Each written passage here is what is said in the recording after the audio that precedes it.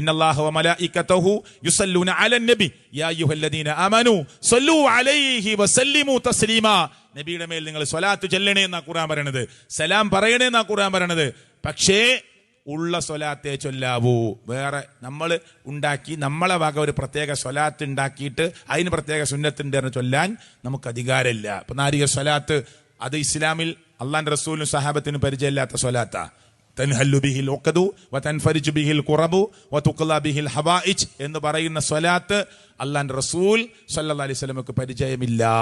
ആ സ്വലാത്ത് താബീങ്ങൾക്കറിയില്ല, സഹാബികൾക്കറിയില്ല, മദ്ഹബിന്റെ ഇമാമുകൾക്കറിയില്ല. ആരോ എഴുതിയുണ്ടാക്കിയ സ്വലാത്ത. അത് ചൊല്ലരുത്. അല്ലാഹുമ്മ സ്വല്ലി അലാ മുഹമ്മദ് എന്ന് തുടങ്ങുന്ന സ്വലാത്ത് ചൊല്ലിക്കോന്നാണ് ഞങ്ങൾ പറയുന്നത്. നബിയെ സ്വപ്നത്തിൽ കാണാനുള്ള സ്വലാത്ത് താജുസ് സ്വലാത്ത്. ആ സ്വലാത്ത് ഇസ്ലാമിൽ ഹദീസിലോ ഗ്രന്ഥങ്ങളിലോ വന്നതല്ല.